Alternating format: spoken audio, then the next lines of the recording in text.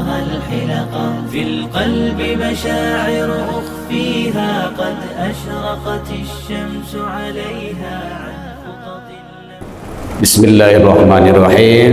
السلام عليكم ورحمة الله وبركاته.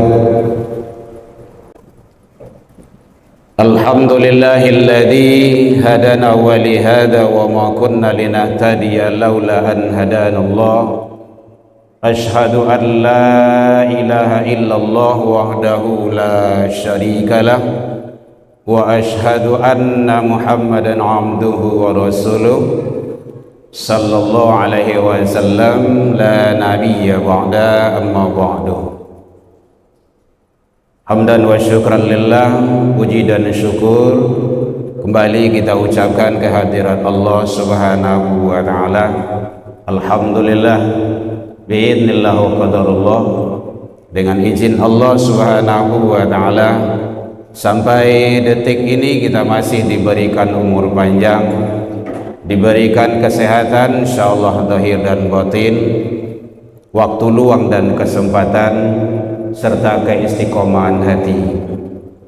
Mudah-mudahan semua nikmat dan karunia Allah mampu kita syukuri dengan menjalani ketaatan kepada Allah, dengan harapan semoga semua ibadah yang kita lakukan semoga diterima di sisi Allah hendaknya. Selawat dan salam kepada Nabi besar Muhammad sallallahu alaihi wasallam. Allahumma salli ala Muhammad wa ala ali Muhammad. Yang sama kita hormati Bapak Ibu pengurus Masjid Agung Nurul Iman Kota Padang, imam-imam kita yang sama kita muliakan, Bapak Ibu tokoh masyarakat, hadirin kaum muslimin jamaah zuhur rahimakumullah. Dalam waktu yang relatif singkat ini mengisi waktu luang kita bicara berdasarkan kepada hadis yang diriwayatkan oleh Imam Tabrani radhiyallahu anhu. Rasulullah sallallahu alaihi wasallam bersabda, "Sayati zamanun ala ummati." Nanti akan datang kepada umatku suatu masa, suatu ketika yang mana di masa itu kata Rasul, la yabqa minal iman, iman itu tidak ada hanya kecuali ismu, namanya saja. Manusia di akhir zaman kata Rasul banyak mengaku beriman tapi hanya sekedar namanya saja. Sudah beriman sudah, tetapi nilai-nilai keimanan tidak terlaksana, tidak teraplikasi dalam hidup dan kehidupan sehari-hari. Inilah yang sangat miris sekali, banyak mengaku beriman tetapi sikap, tindak tanduk, perbuatan, akhlak dalam hidup dan kehidupan sehari-hari jauh dari nilai-nilai keimanan itu sendiri. Maka inilah yang dikhawatirkan oleh Rasul akan datang kepada umatku, yang mana dikala itu banyak manusia mengaku beriman kepada Allah tetapi iman hanya tinggal namanya saja. Nah, oleh sebab itu inilah yang perlu kita pelihara terhadap diri kita, keluarga kita, anak turunan kita, masyarakat, kepada seluruh umat Islam dan orang-orang yang mengaku beriman kepada Allah. Mari iman itu benar-benar istiqomah bagaikan karang di lautan. Jan iman samo je baliang-baliang di tebuki kamangin kancangnya kasih tuluh. Kadang ada iman musiman, manjalang-manjalang, suatu ketika ada kepentingan dia sangat kuat sekali, tetapi setelah selesai itu dia jauh dari keimanan itu sendiri. Hadirin kaum muslimin, yang kedua kata Rasul akan datang menimpa umatku di akhir zaman, wala minal Islam ila rasmu, Islam hanya tinggal lambang-lambangnya saja. rasam nama-namanya saja, tinggal simbol-simbolnya saja. Bahkan generasi Islam itu sendiri tidak mencerminkan terhadap nilai-nilai Islam itu. Hadirin kaum muslimin rahimakumullah. Oleh sebab itu, keimanan yang Allah berikan kepada kita, keislaman yang dititipkan oleh Allah kepada kita, mari kita pelihara dengan sebaik-baiknya. Iman itu adalah sangat mahal sekali. Bahkan nanti sampai ke akhirat, di hadapan Allah menentukan adalah bagaimana keimanan seseorang. Hadirin kaum muslimin, jadi iman Islam mari kita jaga.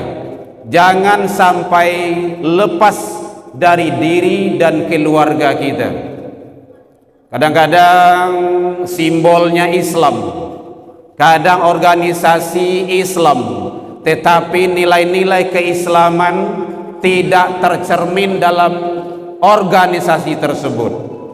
Maka inilah yang kita waspadai dan harus kita hati-hati mengamalkan nilai-nilai Islam yang sudah Allah berikan kepada kita. Hadirin kaum muslimin, wala minal Qur'an ila darsum, akan datang kepada umatku nanti di akhir zaman, kata Rasul, Al-Quran itu hanya sekadar ditadaruskan, dibaca, dilombakan, tetapi dalam kehidupan sehari-hari jauh dari nilai-nilai Al-Quran itu sendiri. Nah, inilah tentu tidak kita menginginkannya. Bagaimana menurut Syekh Muhammad Abdu, belumlah dikatakan sempurna seseorang itu dia pandai baca Al-Quran tapi tidak tahu artinya. Belum juga dikatakan sempurna seseorang itu imannya, Islamnya, pandai baca Al-Quran, tahu terjemahan dan artinya, tapi tidak mengamalkan dalam kehidupan sehari-hari. Orientasi nilai yang diharapkan di sana adalah pandai baca Al-Quran, tahu, faham makna, arti, maksud dari Al-Quran yang dibaca, dan mengamalkan dalam hidup dan kehidupan sehari-hari. Inilah hakul mukmin, kata Rasul. Hadirin kaum muslimin rahimakumullah, yang paling mengkhawatirkan adalah akan datang di suatu masa di kala itu kepada umatku, kata Rasul, himmatihim butunihim, cita-cita manusia adalah mengisi dan mengejar perut, parui. Sekolah sama dengan ijazah, ijazah sama dengan lapangan kerja itu adalah orientasinya perut. Tetapi jauh dari nilai-nilai Islam, jauh dari nilai-nilai agama, itu tidak diperhatikan. Hadirin kaum muslimin, maka Islam mengajarkan, membimbing, menuntun kita bagaimana kita bersikap, berbuat, bertindak sesuai dengan aturan Allah, menurut hukum-hukum yang telah ditentukan oleh Allah. Jadi mencari, mengejar dunia ini kita boleh, tetapi jangan sampai dunia ini membuat kita terlonta-lonta, teraniaya, apalagi nanti di akhirat. Bahwa kehidupan akhirat jauh lebih lama dan abadi ketimbang dengan kehidupan di dunia ini. Hadirin kaum muslimin, bahkan di kala itu, kata Rasul, yang menjadi kiblatuhum nisa'uhum, kiblat manusia, pujaan manusia, bahkan sembahan manusia adalah para wanita-wanita yang merusak tatanan kehidupan. Hadirin, sebenarnya Allah telah mengangkat harkat, darjat, martabat kaum wanita itu. Di dalam Al-Quran ada satu surah yang namanya An-Nisa. Rasul juga menyatakan, An-Nisa imadul bilad, wanita itu adalah tiang negara. Fa in saluha saluhadul bilad, wa in fasadadul bilad. Kalau rusak wanitanya, maka akan rusaklah negara dan agama itu. Kalau baik wanitanya, maka akan baiklah agama dan negara itu sendiri. Hadirin, sekarang yang dikejar oleh orang-orang yang tak suka dengan Islam adalah bagaimana menghancurkan kaum wanita dengan pergaulan muda-mudi. Hati-hati bapak-bapak, ibu-ibu hadirin, awak yang punya anak gadis, waspada, hati-hati. Jangan sampai anak gadis awak, anak-anak kita yang menjadi kaitan nanti kita di akhirat, karena Allah akan minta pertanggungjawaban. Hati-hati, anak adalah amanah dari Allah. Menyia-nyiakan amanah adalah dosa. Hati-hati dan waspada kita. Jadi kalau ada anak gadis kita yang dijemput oleh bukan mahram dia, ndak usah, ndak boleh. Ya, awak pergi ke Raja Kelompok sebentar, ndak bisa. Sebentar ya, ndak bisa. Beko di balian ayah pangsit beko sebentar gak sa mangkok beko. Apa ilah ke saya. Gara-gara pangsit semangkok. Hati-hati. Banyak kejadian-kejadian yang sekarang yang merusak tatanan anak dan generasi kita, termasuk anak bujang kita. Kalau dulu anak gadis jo anak bujang camih awak, kalau kini anak bujang jo anak bujang makin camih lo oleh. Jadi oleh sebab itu begitulah tantangan, dan semua itu bagaimana kita lalui dengan filter keimanan dan keislaman yang dititipkan oleh Allah Subhanahu wa taala. Hadirin kaum muslimin rahimakumullah. Jadi bagaimana kita menjadi hamba yang baik di hadapan Allah Subhanahu wa taala?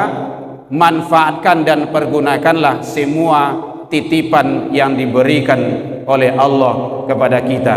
Mudah-mudahan kita menjadi hamba-hamba yang istiqomah dalam menjalankan ketaatan meraih ridha Allah Subhanahu wa taala. Ila liqa fastabiqul khairat wa billahi taufik wal hidayah. Wassalamualaikum warahmatullahi wabarakatuh.